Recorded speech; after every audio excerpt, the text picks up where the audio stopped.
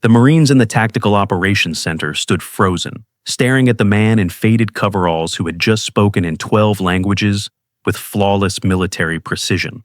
General Hargrave's hands trembled as she picked up the scarred ID chip he'd placed on the console. The janitor they had ignored for 3 years wasn't who they thought. He was something far more dangerous. From which city in the world are you watching this video today? If you enjoy stories about hidden heroes and quiet sacrifice, subscribe to join us. What happened next would shake the entire base to its core. Elias Tenorman's world smelled like industrial cleaner and burnt coffee. His hands, calloused and chemical burned, pushed a mop across the endless hallways of Marine Corps Base Quantico at 2:47 in the morning. The fluorescent lights hummed overhead with that persistent electrical drone that never quite disappeared, even in his dreams. Boots echoed in distant corridors, sharp and purposeful, belonging to people with missions and meaning. He was a ghost among warriors, invisible by design, forgotten by necessity. He was 38, but looked older. There was a tiredness in his eyes that sleep would never fix, the kind of exhaustion that settles into bone and becomes part of your architecture. His uniform, faded blue coveralls with the word maintenance stitched across the back in block letters, hung loose on a frame that had once been broader, stronger. In his pocket, a crumpled grocery list that read milk, cereal, bandages. Next to it, his daughter's math homework, still unsigned because he had fallen asleep at the kitchen table again. And beneath those, folded so many times the creases had worn soft, a photograph he never looked at but always carried. The graveyard shift was his kingdom, 10 at night until 6 in the morning, 5 nights a week. He saw the base at its most raw, its most honest. Exhausted Marines stumbling from late briefings, their faces slack with fatigue. Security rotations changing with crisp professionalism. Classified documents being shredded in administrative wings, their secrets reduced to confetti. To every single one of them, Elias was furniture. He was wallpaper. He was the maintenance guy who fixed the things they broke and cleaned the messes they left behind. They did not know his daughter's name was Iris, that she was 9 years old, terrified of thunderstorms, and slept with a stuffed rabbit named Captain Flopiers that was missing one eye and most of its stuffing. They did not know that Elias raced home every morning, his truck groaning and shuddering, barely making it in time to wake her, make breakfast, and walk her 3 blocks to Oakmont Elementary, before collapsing into 4 hours of fitful, dream-haunted sleep. They did not know he was 3 months behind on rent, that his truck had 240,000 miles on it and made a grinding noise he could not afford to diagnose, that he survived on vending machine sandwiches and whatever dinner Iris did not finish. They especially did not know what he used to be. Tuesday night, 1:15 in the morning. Elias knelt in front of a jammed vending machine near the enlisted barracks, his toolbox open beside him, the smell of old grease and stale pretzels wafting from the mechanical guts of the machine. 2 young Marines walked past, their voices loud and careless in the empty hallway. Lance Corporal Braddock and Private First Class Okoye, both barely old enough to legally drink, both convinced they understood the world. Braddock was complaining about his Xbox controller. Okoye was insisting he just needed to get better at the game. Neither of them acknowledged Elias. He was used to it. Invisible people learn not to expect eye contact. Then Braddock kicked the vending machine hard enough to rattle the glass. This piece of garbage ate my last $5. I have been standing here for 10 minutes. Elias quietly retrieved the crumpled bills from the coin return where they had gotten stuck. Bills so worn and soft they felt like fabric. He held them out to Braddock without a word. It jams if you use old bills. Flatten them first. Braddock snatched the money without thanks, without even looking at Elias's face. Okoye never glanced up from his phone, his thumbs moving in rapid fire across the screen. They walked away still arguing, their voices fading into the fluorescent distance. Elias returned to his mop, the water in the bucket gone gray and cold. The house Elias rented sat at the end of a street where hope went to die quietly. Peeling paint, the color of old bone. A chain-link fence that leaned like it was tired of standing. A front porch with 2 broken steps he kept meaning to fix. He pulled into the driveway at 6:32 in the morning, his eyes bloodshot, his back a symphony of small agonies. The sun was just beginning to paint the sky in shades of pink and gold, beautiful in a way that felt almost cruel. Inside, Iris was already awake. She sat at the kitchen table in her school uniform, a white polo shirt with a small stain near the collar, and navy blue pants that were getting too short. She was attempting to pour cereal, but had somehow managed to spill milk across half the table, a white river flowing toward the edge. Dad. Her face lit up when she saw him, that pure, uncomplicated joy that children give so freely before the world teaches them to be stingy with it. The exhaustion vanished just for a moment, like someone had turned off a heavy machine inside his chest.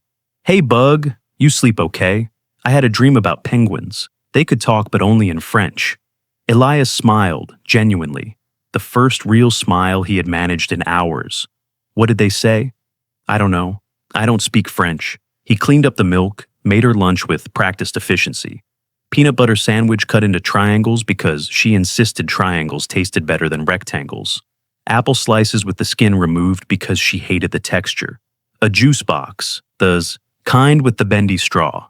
He signed the homework he had not helped with, his signature a quick scrawl that looked nothing like it used to, back when his handwriting was neat and his hands were steady.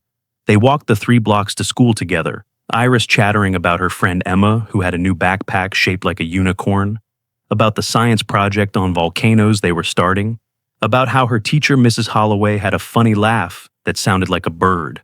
Other parents stood in clusters near the school gate, talking and laughing, part of a community Elias watched from the outside.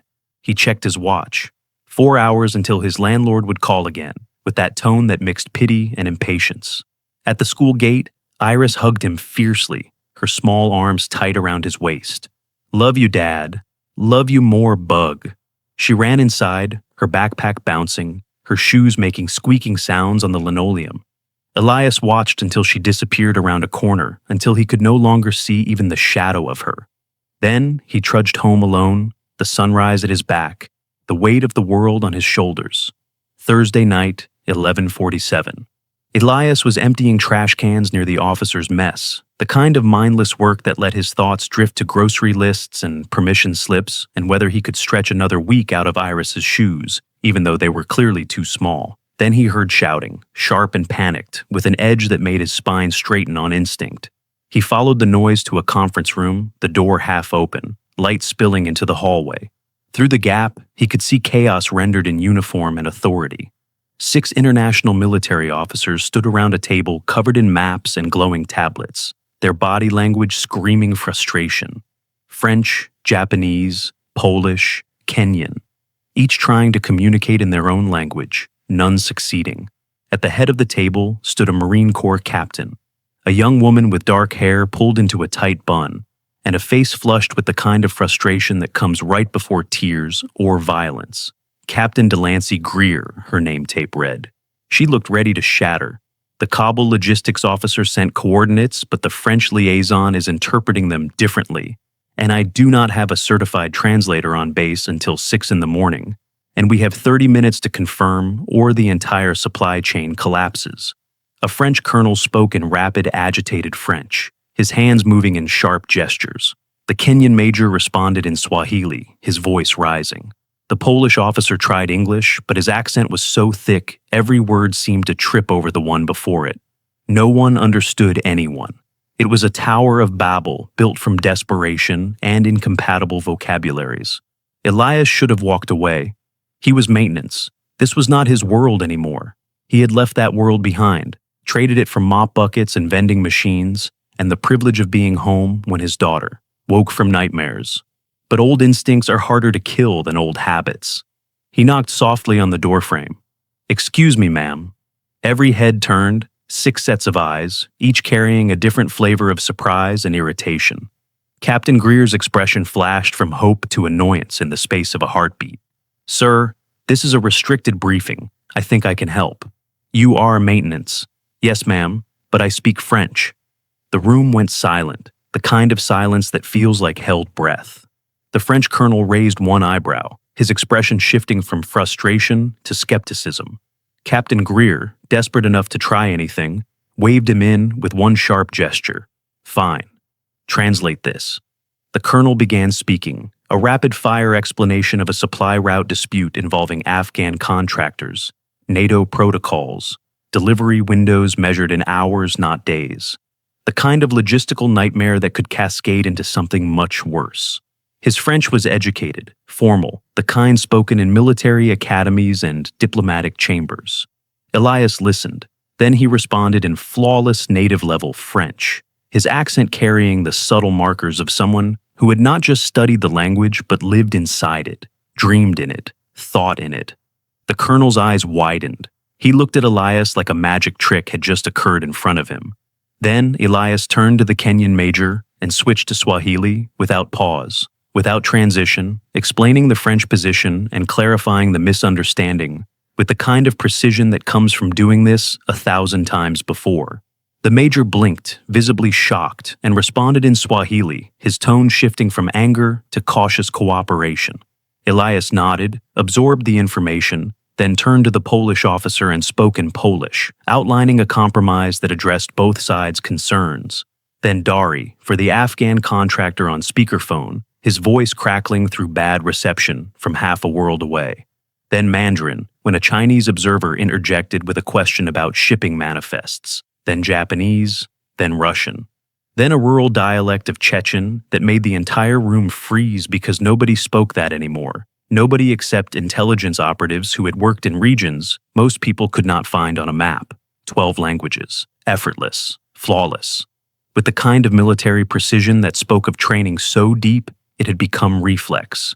When he finished, when the last word had settled into the air like snow, the room was dead silent.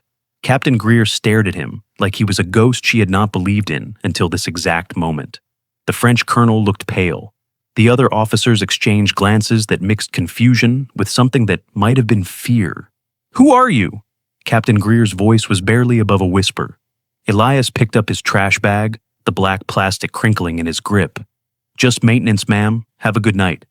He left before anyone could stop him, before the questions could start multiplying, before the walls he had built around his past could crack any wider. Behind him, whispers exploded like fireworks.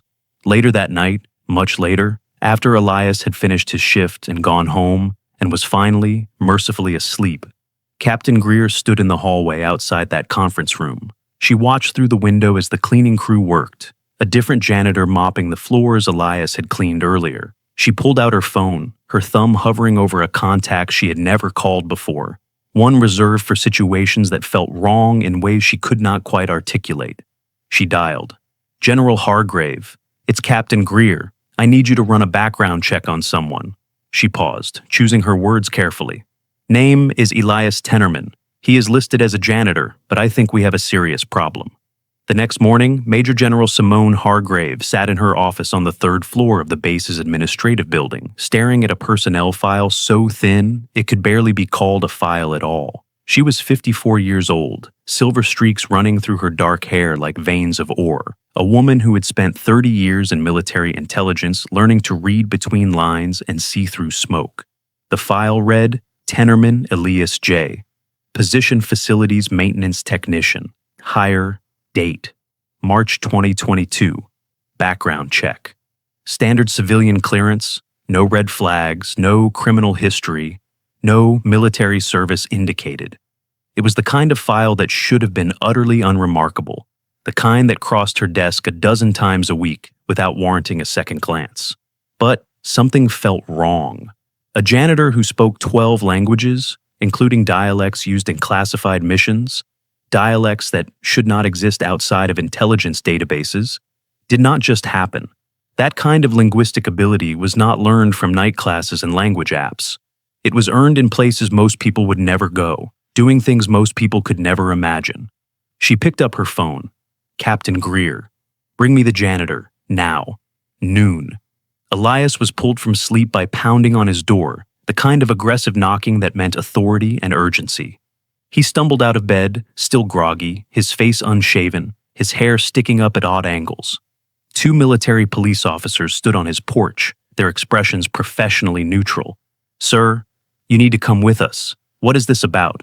General Hargrave wants to speak with you." They did not offer further explanation. They did not need to. Elias got dressed, jeans and a worn flannel shirt, while the MPs waited on his porch. He left a note for Iris on the kitchen table, just in case this took longer than expected. "Back soon, Bug, leftovers in the fridge. Love, Dad. Then he followed the MPs to their vehicle, climbing into the back seat like a suspect being transported, watching his neighborhood slide past the window. General Hargrave's office was all hard edges and military efficiency. Framed, commendations on the walls, a flag in the corner, a desk that looked like it had survived multiple wars. She stood behind that desk when he entered, her hands clasped behind her back, her posture rigid. She did not offer him a chair. How does a janitor speak 12 languages? I watch a lot of foreign films. Do not insult my intelligence. I am not ma'am. I just clean floors. Hargrave leaned forward, her palms flat on the desk. I spent 30 years in military intelligence. I have met linguists, spies, operators, case officers, assets, handlers. You do not speak like someone who learned languages in a classroom. You speak like someone who lived them, someone who worked in them, someone who used them to stay alive. Elias said nothing. He had learned a long time ago that silence was often the best defense, that the less you said, the less could be used against you. Hargrave straightened. She reached into her desk and pulled out a single sheet of paper, classified markings along the top and bottom. Then she spoke in Russian, a coded phrase that would mean nothing to most people but everything to someone with the right training. It was an FSB encryption protocol, the kind used in Crimean Black Ops operations, the kind that should not exist outside of classified briefings. Elias responded instantly, automatically, with the proper countersign. The words came out before he could stop them, muscle memory overriding conscious thought. Hargrave's face went pale. She tried another phrase, this time in Arabic, military shorthand from Syrian operations, a dialect specific to certain regions and certain missions. He answered it without hesitation. Then Pashto, the kind spoken in remote Afghan valleys where outsiders rarely survived. Then a Somali coastal dialect used by pirate networks, brutal and efficient. Then Tagalog mixed with Mindanao rebel slang. Each time, Elias responded correctly, perfectly, with the kind of fluency that could only come from operational experience. Hargrave's voice dropped to barely above a whisper. "Who are you?" Elias stood, his chair scraping against the floor. "I need to leave, ma'am. My daughter gets out of school in 2 hours and I have not slept." "Sit down." "With respect, General, I do not work for you. I work for base facilities. If you have a complaint about my job performance, take it up with my supervisor." I said sit down. Elias met her eyes, and for just a moment, something flickered in his expression. Something hard and cold and utterly unwilling to bend. "Ma'am, unless you are placing me under arrest or have a warrant for my detention, I am leaving. I have a daughter who needs me."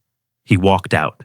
Hargrave watched him go, her jaw tight, her mind racing through possibilities and probabilities, each more disturbing than the last. She picked up her phone the moment the door closed. "Get me NCIS. I want a full deep background on Elias Tenorman. Everything. Where he was born, where he has been, every school he attended, every job he held, every place he lived, and why a man who speaks like a Tier 1 operator is mopping my floors. I want it yesterday." By the next night, the base was buzzing with whispers that spread like wildfire through barracks and mess halls and briefing rooms. Marines gossiped over trays of food that all tasted vaguely the same. You hear about the janitor. Dude speaks like 12 languages. I heard it was 20. I heard he translated some classified dialect nobody has spoken in 30 years. Captain Greer said he did it like breathing, like it was nothing. Who is this guy? Why is he cleaning toilets if he can do that? Elias heard the whispers as he worked, felt the stares that followed him down hallways. Noticed how conversations stopped when he entered rooms, then resumed in hushed tones after he left. He kept his head down, pushed his mop, stayed invisible or tried to. But it was too late for invisibility now. The cat was out of the bag, the stone had started rolling downhill, and momentum had its own logic. 3 days later, General Hargrave received a classified envelope marked "Eyes Only" in red letters across the front. She dismissed her aide, locked her office door, and sat down at her desk before opening it. Inside, a report stamped with security classifications she had not seen in years. Subject Tenorman, Elias J. NSYS. Deep background, cosmic clearance required. She read. Her hands started trembling. The words on the page did not make sense, could not make sense. but there they were in official typeface and government letterhead. Subject's employment history shows no anomalies prior to 2022. However, archived military records accessible only via cosmic-level clearance reveal subject's previous identity. Operation Babel, Marine Intelligence Ghost Unit. Operative designation Babel 6. Languages certified 19. Deployments Somalia, Afghanistan, Syria, Ukraine, Yemen, and others redacted. Specialization Black Ops Communications, Hostage Negotiation, Deep Cover Linguistics. Status Honorably Separated 2021. Reason Personal Tragedy, Spouse Killed in Action. Hargrave closed the file and sat in silence for a long time. Her hands were shaking. The janitor was not just some guy with a gift for languages. He was a legend, the kind of operator other operators whispered about in secure facilities, the kind whose real name you never learned because knowing it made you a security risk. And he had been hiding on her base for 3 years, invisible in plain sight, pushing a mop while carrying secrets that could destabilize governments. That evening, Elias sat on the floor of his tiny living room, helping Iris with her homework. She was working on a writing assignment, her pencil moving in careful loops across lined paper. The television played quietly in the background, some cartoon about talking animals. "Dad, what is a hero?" He looked up from her worksheet, surprised by the question. "Why do you ask?" "We are doing a thing at school. We have to write about a hero. My friend Emma wrote about her dad because he is a firefighter. Another kid wrote about a doctor. I do not know who to write about." Elias was quiet for a long moment, searching for words that would be true without being complete. A hero is someone who does the right thing even when it is hard, even when no one is watching, even when it would be easier to walk away. Are you a hero? The question hit him like a punch to the chest. He smiled, but it was a sad smile, the kind that carried weight. "No bug, I am just your dad." Iris looked at him with those impossibly trusting eyes that still believed the world was fundamentally good and fair. That is the same thing. She hugged him tightly, and Elias closed his eyes, holding her close, feeling the weight of the past pressing down on his shoulders like a physical thing. For a moment, just a moment, it felt a little lighter. Saturday, 2:34 in the morning. Elias was cleaning the operations wing, his mop making wet swishing sounds against the linoleum when alarms started blaring. Red lights flashed in the hallways like strobing heartbeats. Marines sprinted past him, their faces grim, their movements purposeful. He heard shouted commands echoing off the walls.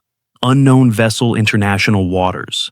Distress signal cannot identify the language. Get me State Department, get me CIA. Get me someone who knows what this is. Elias froze, his mop handle gripped tight in both hands. Old instincts flared to life like embers that had never quite gone cold. He should have stayed out of it. Should have kept mopping, kept invisible, kept safe. But his feet were already moving, following the chaos, drawn toward the crisis like a moth to flame.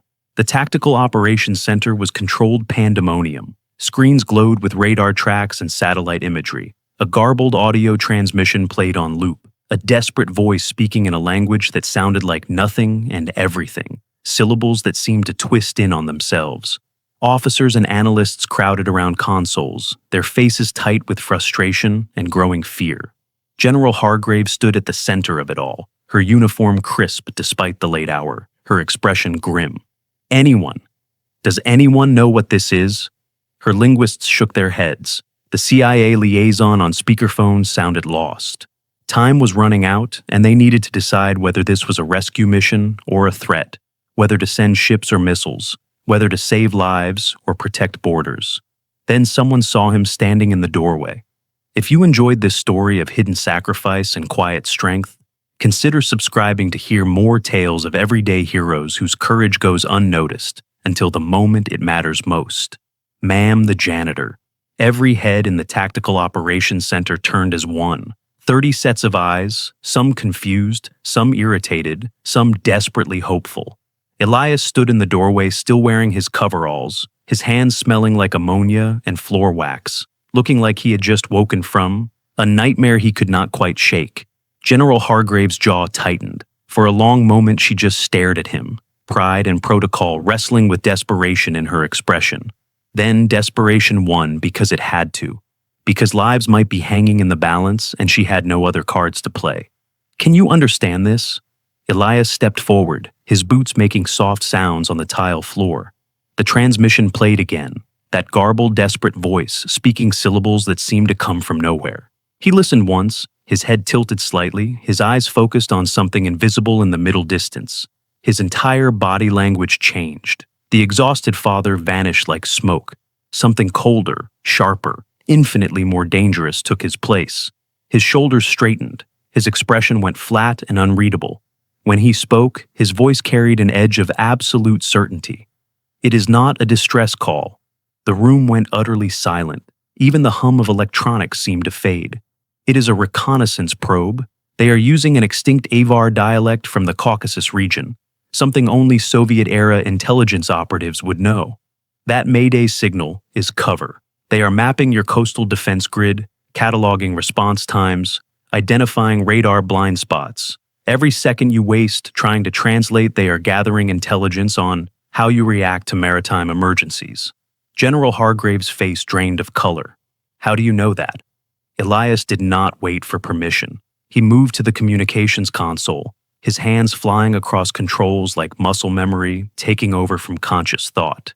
A young Marine operator started to protest, but the words died in his throat when he saw the absolute confidence in Elias's movements. Patch me through to Atlantic Fleet Command, now. Sir, you do not have clearance for that system. Elias turned and looked at him. Just looked. The Marine's objection evaporated. He started entering access codes with trembling fingers. This is Bobble 6, calling Atlantic Fleet Command on Secure Channel 7. Authorization code Tango Romeo. 9 Whiskey Hotel. Redirect Echo. 79er to bearing 2/70. Target is broadcasting false distress on frequency 4125. Treat as hostile reconnaissance.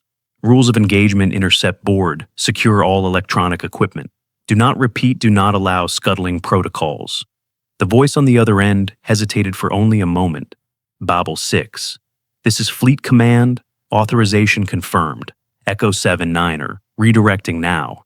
ETA to intercept 12 minutes. Elias turned back to the radar display, his eyes tracking the movement of ships across the screen. He pointed to a cluster of pixels. You have a surface patrol here. Redirect them to create an intercept box. They are going to run when they realize we are onto them. Cut off their escape vectors. General Hargrave found her voice. Do it. The TOC erupted into coordinated action. Orders flew. Ships changed course. Within minutes, the trap was set. Within 12 minutes, a destroyer had made visual contact with the foreign vessel. Within 15 minutes, foreign nationals were being detained on the deck of their own ship. Surveillance equipment sophisticated enough to map underwater topography and coastal radar installations being cataloged by Marine investigators. Exactly as Elias had predicted, exactly as he had said. The Tactical Operations Center fell silent again, but this time it was a different kind of silence, the kind that follows revelation. Every Marine in that room stared at the man in the janitor uniform, who had just prevented a potential intelligence breach with the kind of operational precision most of them would never achieve in their entire careers. Captain Greer stood near the back wall, her hand over her mouth, her eyes wide. The young Marine operator who had questioned Elias's clearance looked like he wanted to disappear into the floor. The CIA liaison on speakerphone had gone completely quiet. General Hargrave's voice came out as barely more than a whisper. Who are you? Elias reached into his pocket, that same pocket that held grocery lists and unsigned homework and crumpled dollar bills. His fingers found something else, something he had carried for so long it had worn smooth against his skin. He pulled it out and placed it on the console with a soft click of metal on plastic, an ID chip, old, scarred, deactivated. Its edges smoothed by years of being carried like a talisman or a penance. General Hargrave picked it up with hands that had started trembling. She read the designation stamped into the metal. Her face went white. Marine Intelligence Ghost Unit Operation. Babel. Cosmic Clearance. Operative Tenorman. Elias J. Babel. 6. You are the linguist. Her voice cracked on the words. You ran Black Ops communications in 19 hostile nations. You negotiated with warlords. You infiltrated terror cells. You coordinated extractions in places we are not supposed to admit we operate.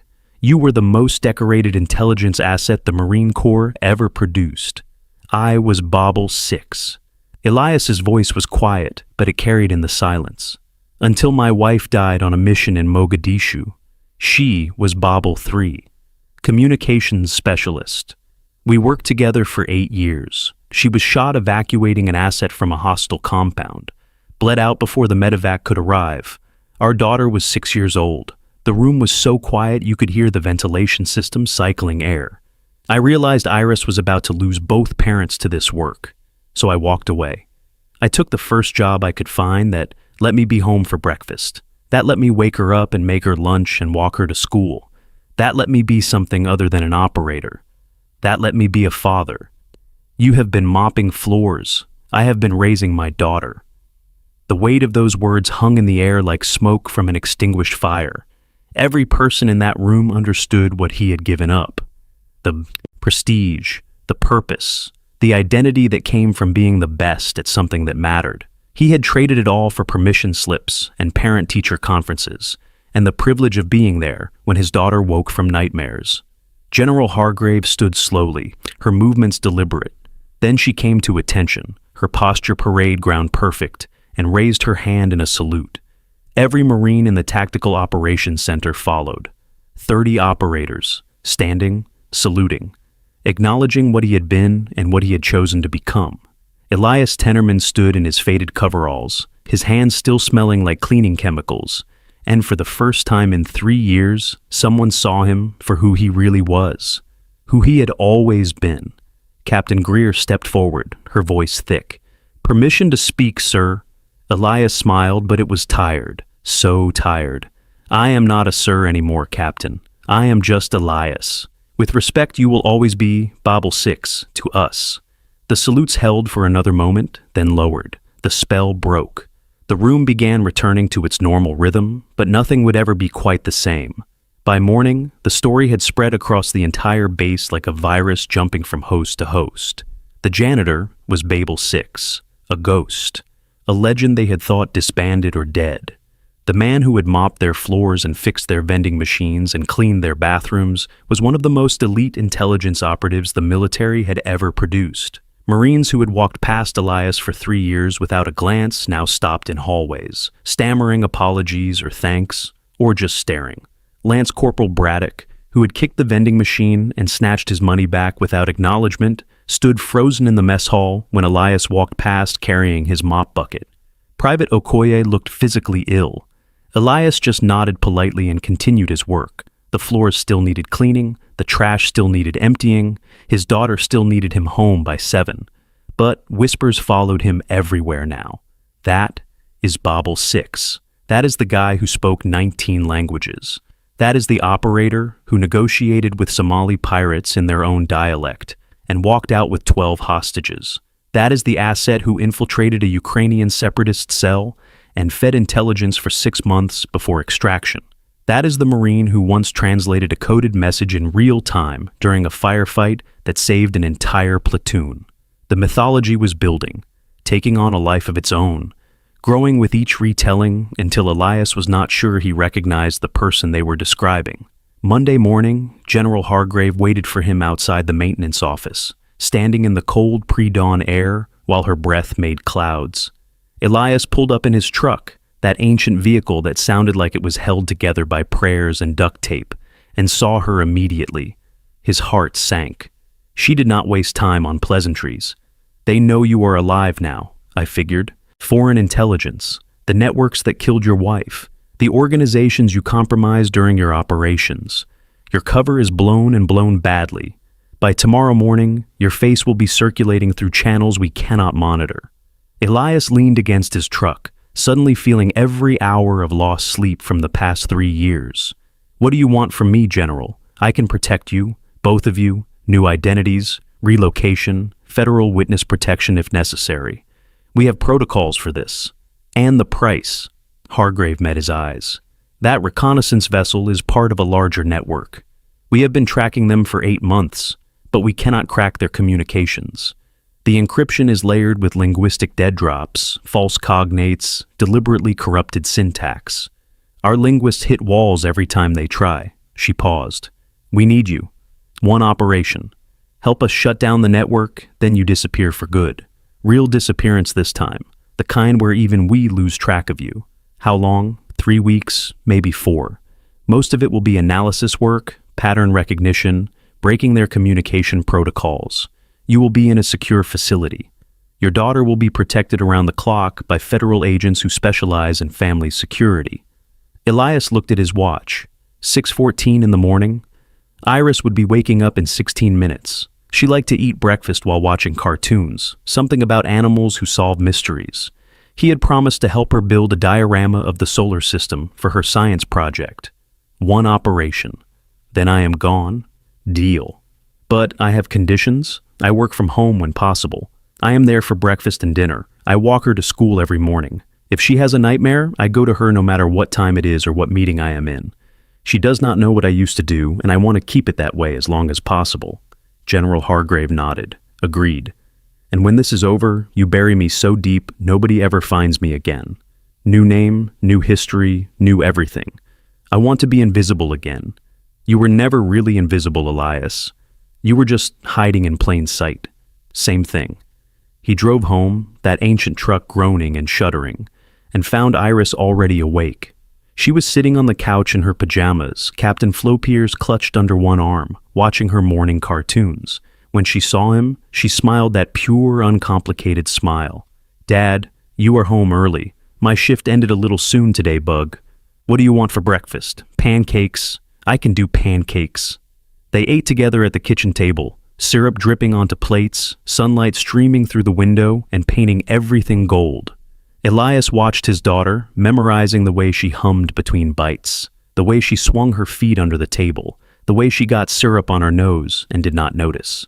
If something went wrong with this operation, if the networks he had compromised came for revenge, these moments would be all he had. After breakfast, they walked to school, Iris chattering about the diorama project. We need styrofoam balls for the planets, and paint. Mrs. Holloway said we can use glitter for the rings around Saturn, but I think that is cheating. Why is it cheating? Because Saturn's rings are not really glitter. They are ice and rock. Good point. No glitter then. At the school gate, she hugged him fiercely. Love you, Dad. Love you more, Bug. He watched her run inside, her backpack bouncing, her shoes squeaking on the linoleum. Then he stood there for a long time, just standing, watching the door she had disappeared through, feeling the weight of choices settling onto his shoulders. The secure facility was located in a building that officially did not exist, on a part of the base that was not marked on any public maps. Elias reported there the following morning after walking Iris to school. Federal agents had already been assigned to watch his house, their vehicles parked at discreet distances, their presence meant to be reassuring, but somehow managing to be ominous instead. Inside the building, he found a team of 8 specialists, linguists, and cryptographers, and intelligence analysts, all of them looking at him like he was either a legend or a ghost. Captain Greer was there, her expression professionally neutral, but her eyes giving away her curiosity. 2 NSA analysts, 3 Marine Corps intelligence officers, and a woman introduced only as Kestrel, who claimed to work for an agency that did not officially exist. General Hargrave laid out the problem. The network is using a communication system we have never seen before. They embed messages in commercial shipping manifests, tourist reviews, social media posts. But the language itself is deliberately broken, grammar that violates every linguistic rule, vocabulary pulled from a dozen different sources and mixed together in ways that should be meaningless. She pulled up examples on a screen, shipping manifests that listed cargo as things like 17 tomorrows of blessed aluminum, tourist reviews that read, "The cathedral sings backward on Thursdays while the mothers count coins," social media posts in what looked like Russian, but with Chinese syntax and Arabic verb conjugations. Our computers cannot crack it. Our linguists cannot crack it. We need a human brain that understands how language works when it is weaponized. Elias studied the examples in silence. Then he started asking questions. Do they always use prime numbers? Do they reference religious imagery? Is there a pattern to when messages appear, or is it randomized? Do they favor certain platforms over others? The analyst scrambled to answer. Yes, prime numbers appear frequently. Yes, religious imagery, especially Orthodox Christian iconography. The timing appears random, but there might be patterns we have not identified. They favor platforms with weak moderation and high user volume. Elias nodded slowly. It is a multi-layered substitution cipher, but the substitution is conceptual, not literal. They are not replacing words with other words. They are replacing meanings with false contexts. The prime numbers are positional markers. The religious imagery is categorical coding. You are not supposed to read the messages. You are supposed to decode them using a key that changes based on external factors. Like what? Like dates, astronomical events, stock market numbers. Anything that is public and measurable, but not obvious. He pointed at one of the shipping manifests. 17 tomorrows of blessed aluminum. 17 is a prime number, so it marks a position. Tomorrow's is future tense, so it is a directional indicator. Blessed is religious, so it is a category marker. Aluminum is the actual content identifier. You map it against whatever external key they are using that day, and it tells you what the message really says. The room was silent. Kestrel spoke first, her voice carefully neutral. That would require both parties to have constant access to updating keys and the ability to calculate complex mappings on the fly. Or it requires them to be very, very smart and very, very patient. Can you break it? Elias looked at the examples again, his mind already working through possibilities, patterns, the kind of linguistic architecture that took genius or madness to construct. Maybe, if I can figure out what external keys they are using. But it is going to take time. How much time? Weeks? Maybe longer? We do not have weeks. Intelligence suggests they are planning something. Something big. We have fragments of communications referencing a threshold event. We think it is an operation, but we do not know where or when or what the target is. Then I better get started. For the next 3 days, Elias barely slept. He worked in that secure facility surrounded by analysts and computers, his mind immersed in the strange, twisted logic of the network's communications. He filled whiteboards with diagrams and equations. He tested theories against known messages and watched them fail. He drank coffee that tasted like burnt rubber and ate sandwiches he did not taste. But every morning he went home. Every morning he woke Iris and made her breakfast and walked her to school.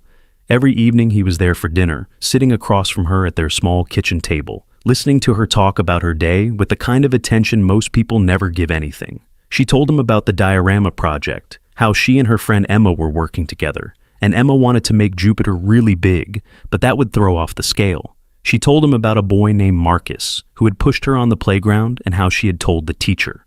She told him about a story they were reading in class about a girl who found a magic door in her closet. Elias listened to every word like it was the most important intelligence briefing he had ever received. Thursday night, he sat on her bedroom floor, helping her paint styrofoam balls to look like planets. Mercury was gray. Venus was yellow. Earth was blue and green, and he helped her add white streaks for clouds using a toothbrush to splatter paint. This is the best planet. Iris held up Earth, admiring their work. Why is that? Because we live here. Good reason. She looked at him with those serious eyes. Dad, why do people hurt each other? The question caught him off guard. He set down his paintbrush. Where is this coming from, Bug? Marcus pushed me because I would not let him cut in line. And then he said mean things. I do not understand why he would do that. Elias chose his words carefully.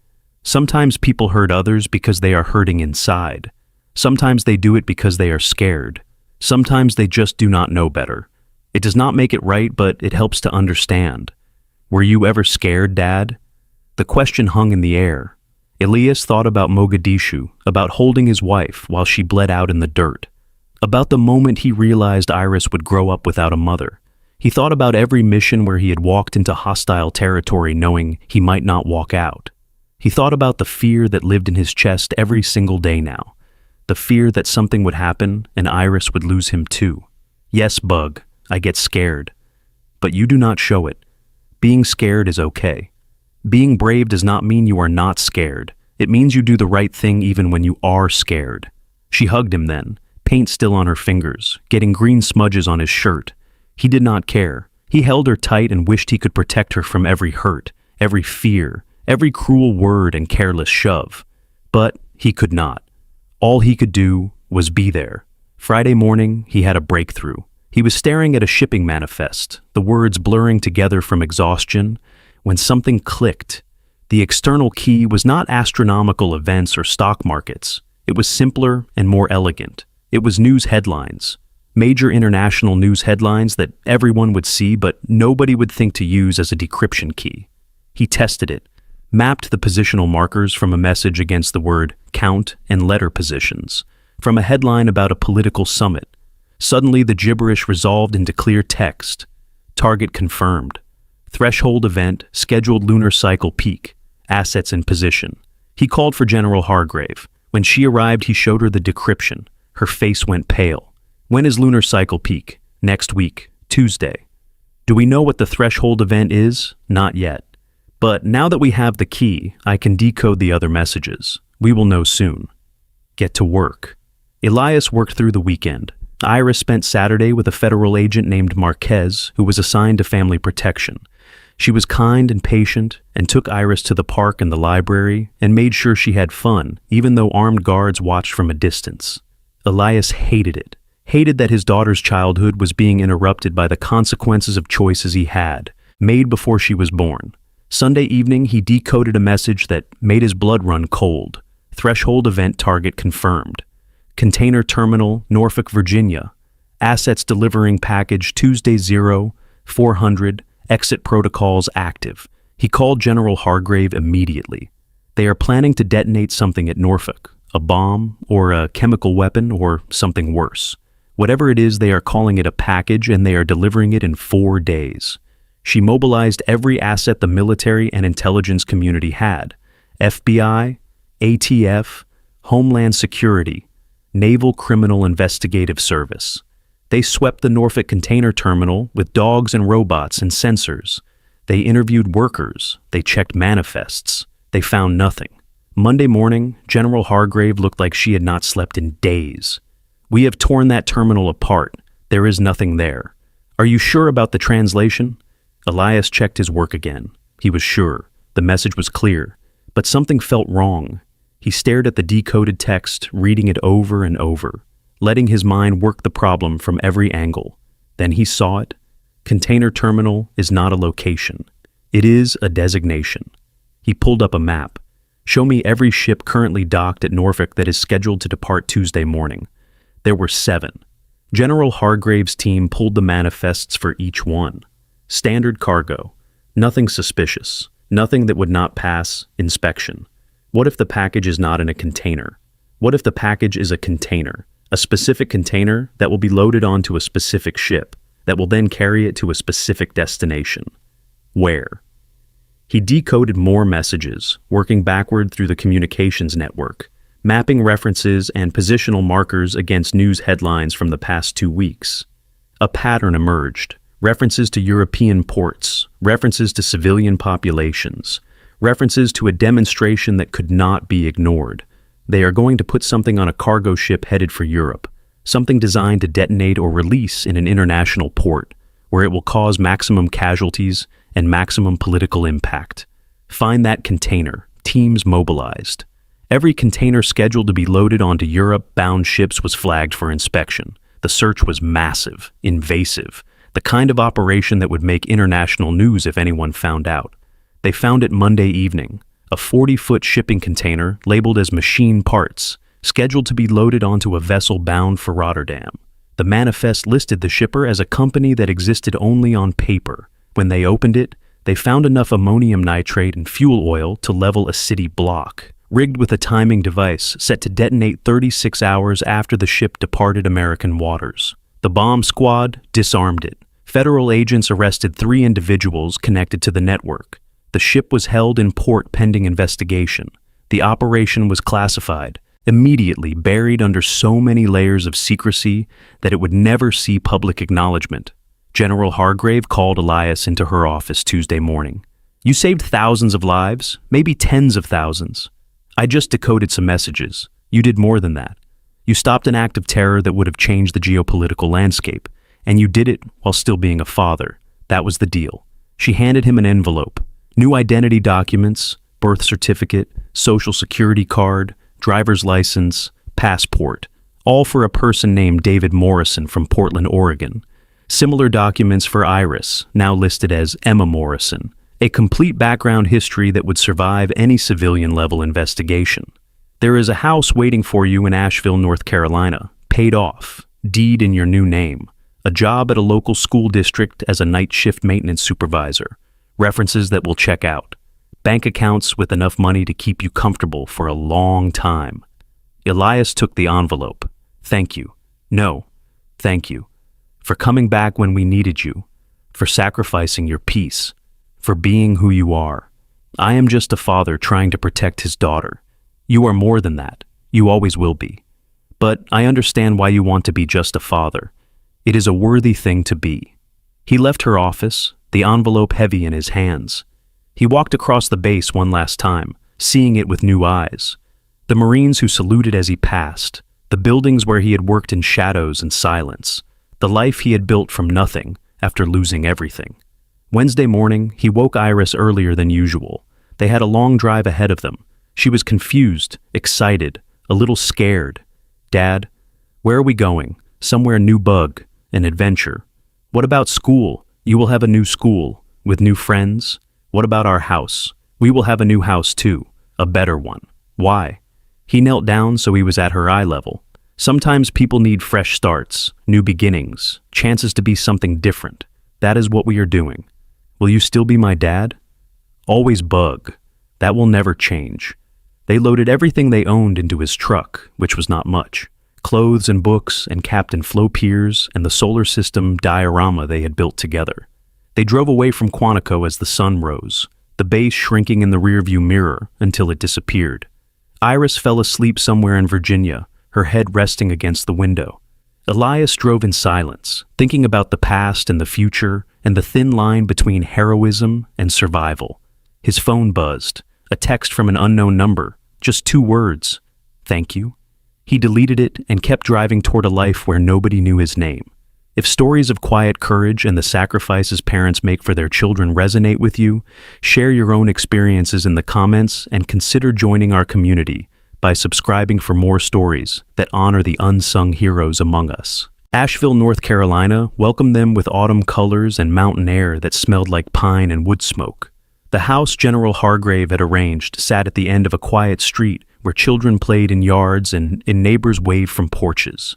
It was small but sturdy, with a front porch that did not have broken steps and a backyard where grass actually grew. Iris explored every room with the enthusiasm of someone discovering a new world, her footsteps echoing on hardwood floors. Dad, this house has 2 bathrooms. 2. Our old house only had 1. Pretty fancy, right? And my room is bigger. I can fit a desk and everything. Elias watched her spin in circles in the empty bedroom that would be hers, sunlight streaming through windows that actually opened without sticking. For the first time in years, he felt something that might have been hope, fragile and tentative, but real. The job at Asheville Unified School District started the following Monday. Night shift maintenance supervisor, managing a team of 4 other custodians across 3 elementary schools. The work was similar, but the context was different. No Marines, no classified operations happening in adjacent buildings. No weight of secrets pressing down on every interaction. Just schools that needed cleaning and vending machines that needed fixing and a paycheck that arrived every 2 weeks without drama. David Morrison, his new name felt strange in his mouth, like a language he had not quite mastered. He practiced signing it until the motions became automatic. Practiced responding to it when people called across hallways. Practiced being someone with no past, no history beyond a manufactured background that existed only in carefully constructed documents. Iris became Emma Morrison, though she struggled with it at first. She kept forgetting to respond to her new name, kept almost introducing herself with her real name at her new school. Elias worked with her every evening, making it a game. Emma Morrison likes purple. Emma Morrison is good at math. Emma Morrison has a stuffed rabbit named Captain Flo Piers. Slowly, the new identity settled over her like a costume that eventually became comfortable. Her new school was called Riverside Elementary, a brick building with colorful murals painted by students and a playground that looked actually safe. Her teacher was Mrs. Chen, a woman with kind eyes and endless patience. Iris, or Emma, as she was learning to be made friends quickly, the way children do, when they are not yet burdened by the complications that make adult friendships so difficult. November passed into December. Snow dusted the mountains. Elias worked his shifts and came home to make breakfast and walked Emma to school and felt the knots in his chest slowly beginning to loosen. No alarms, no crisis transmissions, no foreign vessels sending coded messages. Just the quiet rhythm of normal life, so ordinary it felt almost revolutionary. Then one morning in mid-December, 3 weeks into their new life, Emma came downstairs holding an envelope. "Dad, we got mail. It has your name on it." Elias took the envelope, his heart rate spiking. The return address was blank, no postmark, hand-delivered. He opened it carefully, his fingers remembering old protocols about letter bombs and poison dust, even though those fears belonged to a different life. Inside, a single piece of paper with a typed message, no signature. "Your work in Norfolk saved 8,147 lives according to simulation models. The network is dismantled, 17 arrests across 4 countries. You kept your promise. Now we keep ours. This communication will be our last. Be well, David Morrison." Elias read it twice, then burned it in the kitchen sink, watching the paper curl and blacken until nothing remained but ash. Emma watched from the doorway, confused. "Dad, why did you burn the letter?" "It was junk mail bug, nothing important." She accepted this without question because children still trusted their parents to tell them the truth, still believed the world made sense if you just looked at it the right way. Christmas came. They bought a small tree from a lot where a man in a Santa hat sold them one for $30 and helped tie it to the roof of Elias's truck. They decorated it with lights and ornaments from the dollar store, each one chosen carefully by Emma, who had opinions about which ones were beautiful and which ones were just okay. On Christmas morning, she opened presents, modest things because money was still tight, but she reacted to each one like it was treasure, a set of colored pencils, a book about space exploration, a new shirt with a penguin on it because she still loved penguins. Elias gave her one more gift, wrapped in newspaper because he had run out of wrapping paper. She tore it open and found a small wooden box, handmade and rough around the edges. Inside, nestled in tissue paper, was her old ID bracelet from the hospital where she was born, the one with her real name, Iris Marie Tennerman. She looked up at him, confused. "Dad, I thought we were not supposed to keep things from before. We are not, but I wanted you to have this. Someday when you are older, you will understand why we had to change our names.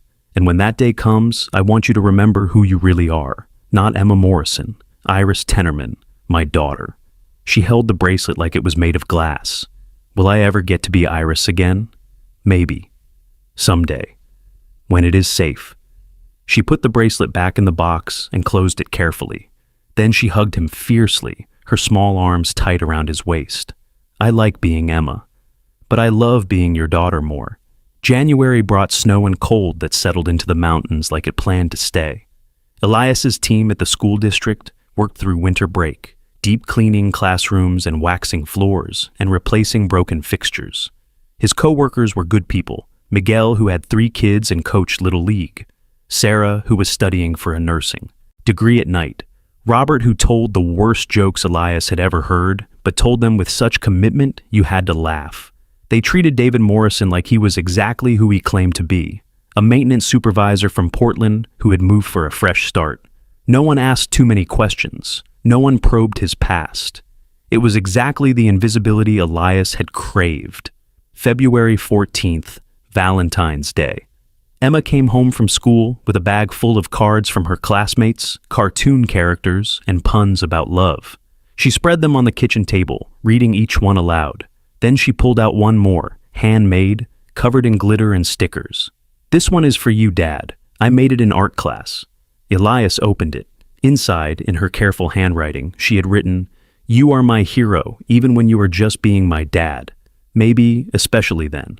He had to turn away so she would not see his eyes water. "Thank you, Bug. This is the best Valentine I have ever gotten. Am I better than Mom?"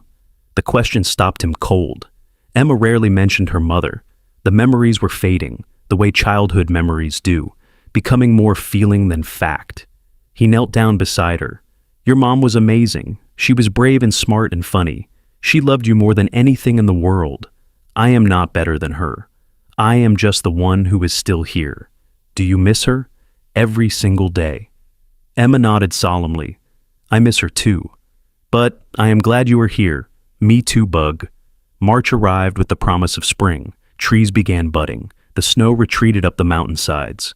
Emma's school announced a spring talent show, and she decided to participate, performing a poem she had written about planets and penguins, and how both were important in their own ways.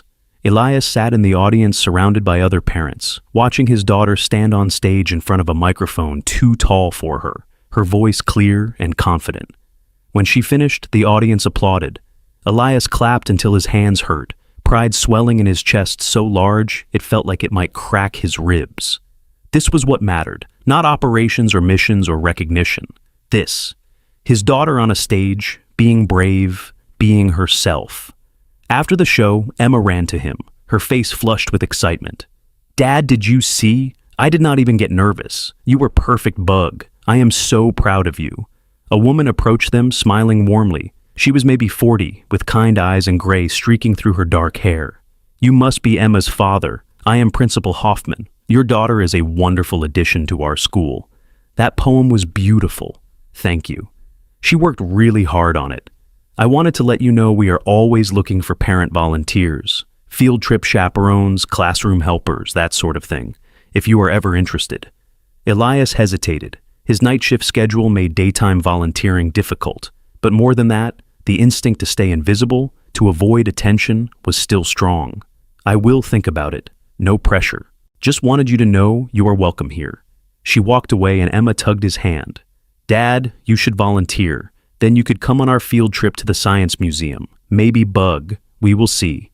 But the conversation stayed with him.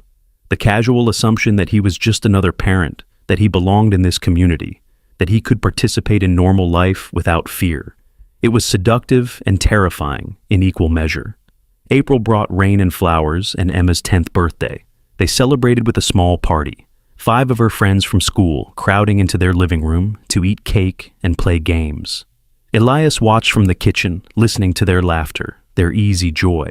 This was the childhood he had wanted for her. Safe, normal, unburdened by the weight of his choices.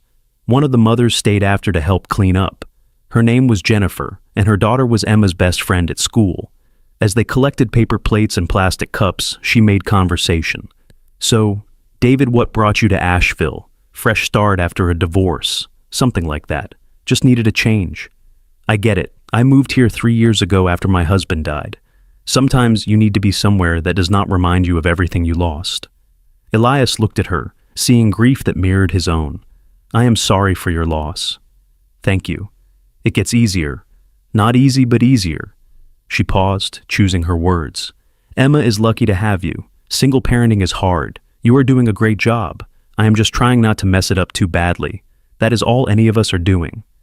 After she left, Emma helped him finish cleaning, her movements slow with exhaustion and sugar crash. Dad, this was the best birthday ever. I am glad, Bug. You deserve the best. Did you have good birthdays when you were a kid? Some of them. My parents were not around much. They worked a lot. But my grandmother always made me a cake and chocolate with vanilla frosting. She would put candles on it, and we would sing, and she would tell me to make a wish. What did you wish for? Elias smiled, remembering a childhood that felt like it belonged to someone else. I wished to be someone important, someone who mattered. You are important, Dad. You matter to me. That is all that matters now, Bug. May arrived, and with it the end of the school year approaching. Emma's class was preparing for a moving up ceremony, a small event where they would transition from 4th to 5th grade. She was excited, talking endlessly about middle school and lockers and changing classes. Elias listened and smiled and tried not to think about how quickly she was growing up, how soon she would be asking questions he could not answer with comfortable lies.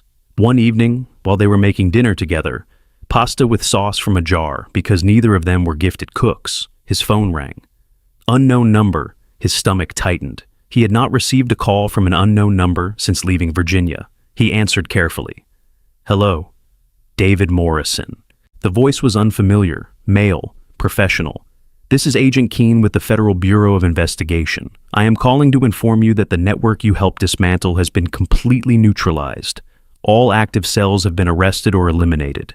The threat level associated with your previous identity has been downgraded to minimal. You are no longer considered at risk. That is good to hear. We wanted you to know. You fulfilled your obligation and more. The intelligence community owes you a debt that cannot be publicly acknowledged but is deeply felt. You can live your life now without looking over your shoulder. Thank you, Agent Keene. One more thing. There is going to be a private ceremony at Quantico next month. Very small, very classified, honoring those who served in Operation Babel.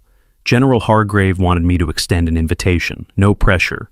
But if you wanted to attend, to see your old team, the option is there. Elias looked at Emma, who was stirring pasta and humming to herself. I appreciate the offer, but I will have to decline. My life is here now. Understood. Take care, David. The line went dead. Elias set down the phone and returned to cooking, but his hands were shaking slightly. The past was truly over. The door was closed. He could be David Morrison completely, without reservation, without fear. Emma noticed his distraction. Dad, are you okay? Yeah, bug. Just thinking. About what? About how lucky I am. June brought the moving up ceremony. Elias sat in the school gymnasium with hundreds of other parents, watching Emma and her classmates walk across a small stage to receive certificates. Principal Hoffman gave a speech about growth and potential and the future. Emma beamed when she received her certificate, her eyes finding Elias in the crowd, her smile so bright it could have powered cities. After the ceremony, families gathered outside for refreshments. Other parents congratulated Emma. Teachers praised her work ethic and kindness. Elias stood slightly apart, still not quite comfortable in crowds, still carrying the instinct to watch exits and assess threats. Principal Hoffman approached him again. Mr. Morrison, I am glad I caught you. I wanted to let you know we have an opening for a daytime maintenance coordinator. It would be a slight pay increase and much better hours. You would be home in the evenings with Emma. Elias considered it. Day shift meant visibility, meant being seen. But it also meant being present for Emma in ways the night shift prevented. Thank you. Can I think about it? Of course. Take your time. That evening he talked to Emma about it. How would you feel if I worked during the day instead of at night? Her face lit up. You mean you would be home when I get home from school? Most days, yeah. That would be amazing, Dad. We could have dinner together every night. You could help me with homework. We could watch movies. Is that what you want, Bug? Yes. I miss you when you are gone at night. The decision was made. Elias called Principal Hoffman the next day and accepted the position. He gave notice at his current job, his coworkers sorry to see him go, but understanding. Miguel threw him a small goodbye party in the break room, complete with a cake that said, "Good luck, David," in blue frosting. The daytime position started in July. The work was similar, but the world was different. Sunlight instead of fluorescent bulbs. Children laughing in summer programs instead of empty hallways. Other staff members who actually saw him, who learned his name, who invited him to join them for lunch in the teacher's lounge. Slowly, carefully, David Morrison became a real person instead of a cover identity. He developed routines and relationships. He joined the school softball team for their summer league. He volunteered to help paint classrooms before the new school year. He became part of the fabric of the community, stitched in with ordinary threads. August brought preparation for the new school year.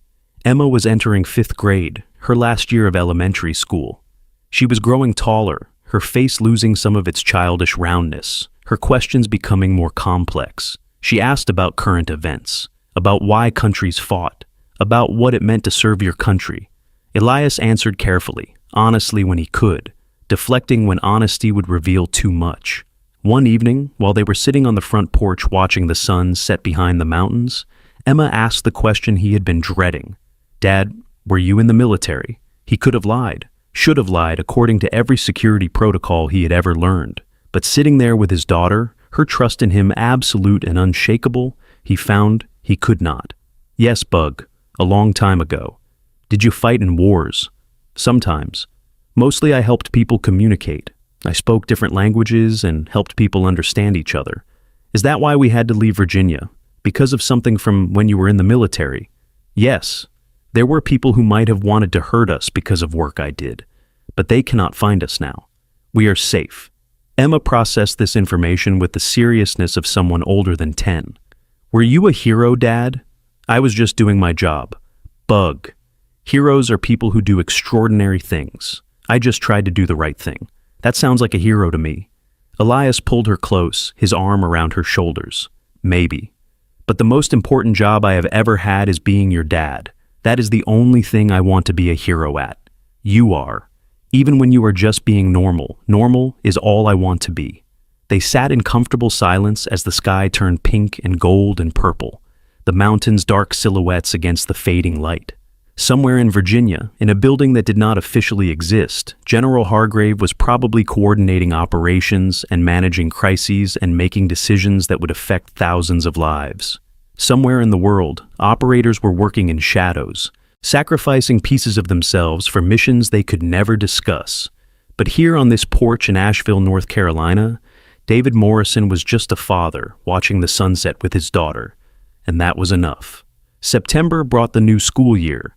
Emma started 5th grade with enthusiasm and nervousness in equal measure. She worried about harder math and more homework, and whether her friends would still like her. Elias reassured her, reminded her of her strength, packed her lunch with encouraging notes tucked inside. His work at Riverside Elementary continued steadily. He fixed broken water fountains and repaired desks and kept the building running smoothly. Teachers thanked him. Students waved to him in hallways. He was becoming a fixture, a familiar face, someone people relied on without thinking about it. One afternoon in late September, while he was replacing light bulbs in a classroom, Principal Hoffman stopped by. "Mr. Morrison, do you have a moment?" "Of course." She closed the door, her expression serious. "I received a call today from someone claiming to be from the Department of Defense. They were asking questions about you, verifying your employment, your background. They said it was a routine security clearance update, but it felt odd." Elias's blood went cold. "What did you tell them?" "That you have been an exemplary employee, that you are reliable and professional, that you have integrated well into our community." Was that the right response? "Yes. Thank you for letting me know. Is everything all right? Are you in some kind of trouble?" "No. Nothing like that. I used to work for the government a long time ago. Sometimes they check up on former employees. It is nothing to worry about." She studied his face, clearly not entirely convinced. "If you ever need help or support, you can come to me. We take care of our own here. I appreciate that." After she left, Elias called the number Agent Keene had called from months ago. It went to voicemail. He left a message asking about the security clearance inquiry. Then he went home and checked all the locks and looked out the windows and felt the old paranoia creeping back like frost spreading across glass. Agent Keene called back the next morning. "David, I apologize for the confusion. That inquiry was legitimate but poorly coordinated. The Department of Defense is conducting routine verification of all former Operation Babel operatives to ensure their cover identities are holding up. It is a protective measure, not a threat. Your principal's responses were perfect. You have nothing to worry about. You are sure, positive. The network is dead. You are safe. This was just bureaucratic clumsiness. I will make sure it does not happen again. Thank you. Live your life, David. You have earned that right." October brought fall colors and cooler weather. Emma's class took a field trip to the Science Museum, and Elias volunteered to chaperone, spending the day herding excited 10-year-olds through exhibits about space and dinosaurs and human anatomy. Emma introduced him to her friends with pride. "This is my dad. He's really smart. He knows like 1,000,000 languages. Not quite 1,000,000 bug, maybe 12. That is still a lot." Her friend Sophia, a girl with braces and boundless energy, looked at him with awe. "Can you say something in a different language, Mr. Morrison?" Elias smiled and said in French, "You are all wonderful students, and I am honored to spend the day with you." "What does that mean?" "It means you are all doing a great job, and I am having fun." "Cool." They moved through the museum, the children asking endless questions, their curiosity as boundless as their energy. Elias answered what he could, deflected what he could not, and felt something warm and unfamiliar growing in his chest. This was belonging. This was community. This was the life he had fought to protect, now, finally his, to live. November brought Thanksgiving. Elias and Emma spent the day cooking together, attempting a turkey that came out slightly dry but edible. They made mashed potatoes and green beans and rolls from a tube. They set the table with their mismatched plates and sat across from each other, just the two of them. And Emma asked the question she had learned in school. "What are you thankful for, Dad?" "I am thankful for you, Bug, for your health and your happiness and your terrible jokes." "My jokes are not terrible. They are hilarious, if you say so." "What are you thankful for?" "I am thankful for this house and my friends and Captain Flopiers and you. Mostly you." They ate in comfortable silence, the kind that comes from knowing someone completely, from being known completely in return. After dinner, they watched a movie, some animated thing about talking cars, and Emma fell asleep on the couch halfway through. Elias carried her to bed, something he knew he would not be able to do much longer as she grew bigger and heavier. He tucked her in, kissed her forehead, and stood in the doorway watching her sleep. This was victory, not medals or commendations or classified files documenting successful operations. This, a child sleeping safely in a warm bed, protected and loved and unburdened by the weight of a past she did not need to carry. December arrived again, marking 1 year since they had come to Asheville. Emma's school announced a winter concert, and she was selected to read a poem she had written about gratitude. Elias sat in the audience, surrounded by families and teachers and members of the community who had become familiar faces. When Emma took the stage, she looked so much older than she had a year ago, her confidence harder won, but more genuine. She read her poem about being grateful for second chances, for fresh starts, for fathers who worked hard so their daughters could dream big. Her eyes found Elias in the crowd, and she smiled, and he understood that she knew more than she said, understood more than he had given her credit for. The audience applauded, and Elias clapped hardest of all, his heart full of emotions he could not name. After the concert, Emma ran to him and hugged him fiercely. "Did you like it, Dad?" "It was perfect, Bug. You are perfect." Principal Hoffman approached them, her expression warm. "Mr. Morrison, I hope you know how valued you are here, not just as an employee, but as a member of our community. You and Emma both. Thank you. That means more than you know. We are lucky to have you." After the concert, they walked home through streets decorated with holiday lights, their breath making clouds in the cold air. Emma held his hand, something she rarely did anymore now that she was getting older. "Dad, do you ever miss your old life?" Elias considered the question carefully. "Sometimes I miss parts of it. I miss the people I worked with. I miss feeling like I was making a difference in big ways, but I would not trade what we have now for anything. Even though you were important before, I am more important now, Bug. Being your dad is the most important thing I will ever do." They walked in comfortable silence for a while. Then Emma said quietly, "I am glad we came here. I like being Emma Morrison. I like our life." "Me too, Bug. Me too." January brought a new year, and with it a sense of permanence that had been missing before. Elias had been David Morrison for over a year now. The identity no longer felt like a costume. It had become integrated into who he was until sometimes he forgot he had ever been anyone else. His co-workers threw him a birthday party in the staff lounge, complete with a cake and silly hats. They sang off key and gave him a card everyone had signed. Miguel gave him a handmade mug that said, "World's okayest maintenance guy." Sarah gave him a book about hiking trails in the Smoky Mountains. Robert told a joke so bad, it somehow circled back around to being funny. That evening, Emma made him dinner, or tried to. She made spaghetti with sauce that was slightly burned and garlic bread that was more garlic than bread, but she had set the table with flowers from the yard and a card she had made herself. "You are the best dad ever. I hope you are happy.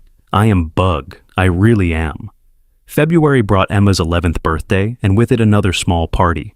Her circle of friends had grown, the house filled with laughter and chaos, and the kind of noise that comes from children who feel safe enough to be loud.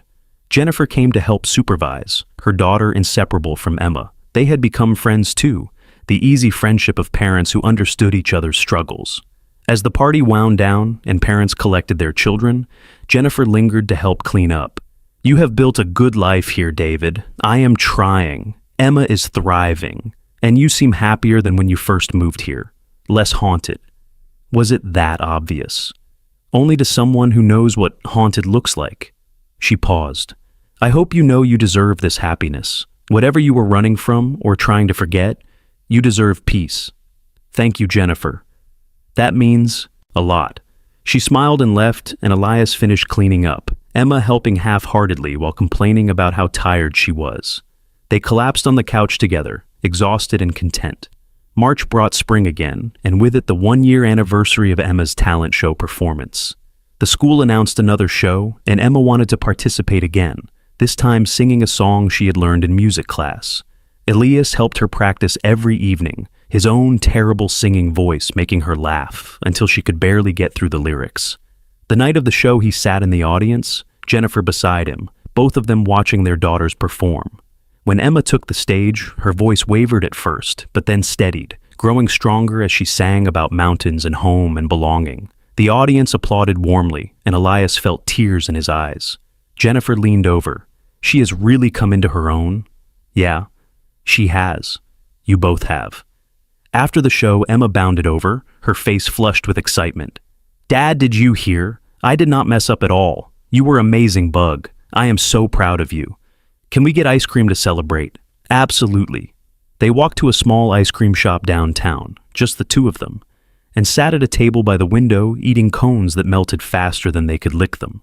Emma talked about her friends and her upcoming class trip, and whether she should try out for the middle school soccer team next year. Elias listened and nodded and savored every moment, knowing how precious and fleeting this all was. Dad. Emma's voice turned serious. I just wanted to say thank you. For everything. For bringing us here. For making a new life. For being the best dad ever, even when things were hard. You do not have to thank me, Bug. Being your dad is a privilege. I know things were bad before. I do not really remember everything, but I remember being sad a lot. And scared sometimes. But I am not scared anymore. I feel safe. That is all I ever wanted for you. They finished their ice cream and walked home through streets they now knew by heart, past houses where people waved from porches, under streetlights that felt friendly instead of threatening. This was home, real home, the kind built not on geography, but on belonging. April marked 18 months since they had left Virginia.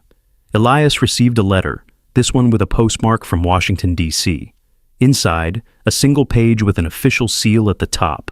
It was a commendation, classified and unsigned, acknowledging his service and sacrifice. At the bottom, written in pen, a short note from General Hargrave. You gave up everything to protect what matters most.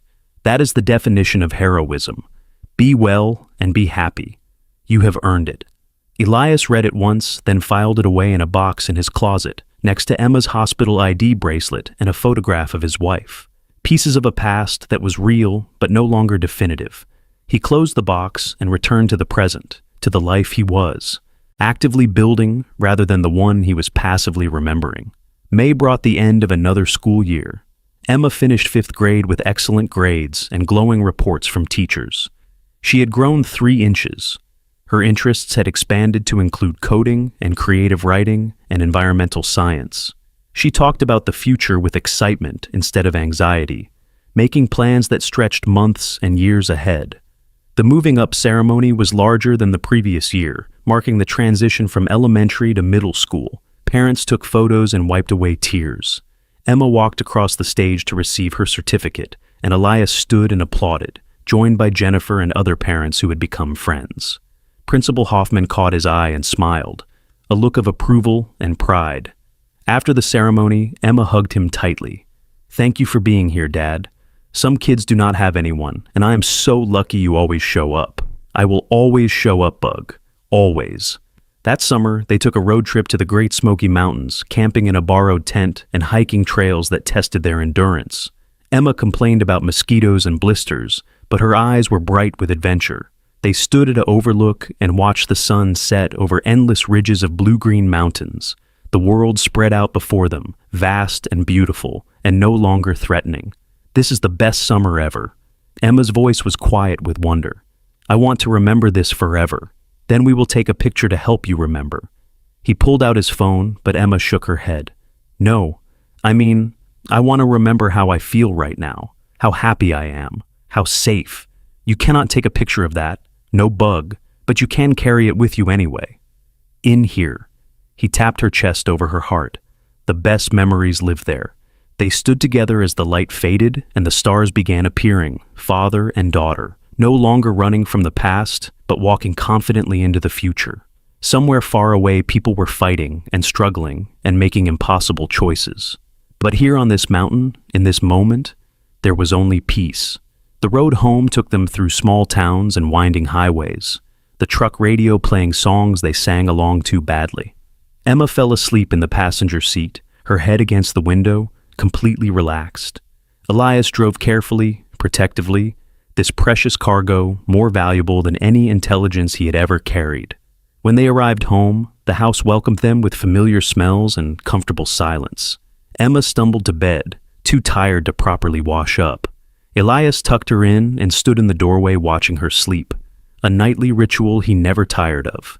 This was his mission now, not protecting nations or stopping threats or preventing catastrophes.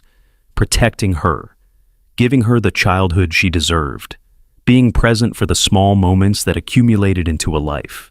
He walked to his own bedroom and looked at the box in his closet, the one containing remnants of who he used to be. For a long moment he considered throwing it away, severing that last connection, but instead he closed the closet door. The past did not need to be destroyed. It just needed to stay in its proper place. Elias Tenorman had been a hero in ways most people would never know. But David Morrison was a hero in ways that mattered more. He showed up. He stayed present. He loved fiercely and protected completely, and sacrificed everything for someone who would never fully understand what he had given up. And that was enough. More than enough. It was everything. The stars outside his window looked the same as they had in Virginia, in Somalia, in every place he had ever been. But now when he looked at them, he did not see threats or missions or consequences. He just saw beauty, distance, the vastness of a universe that somehow still had room for small moments of grace. He climbed into bed and closed his eyes, knowing his daughter was safe down the hall, knowing tomorrow would bring new challenges and small joys, knowing he had finally found what he had been searching for all along without realizing it: peace, home, purpose. The quiet heroism of simply being present.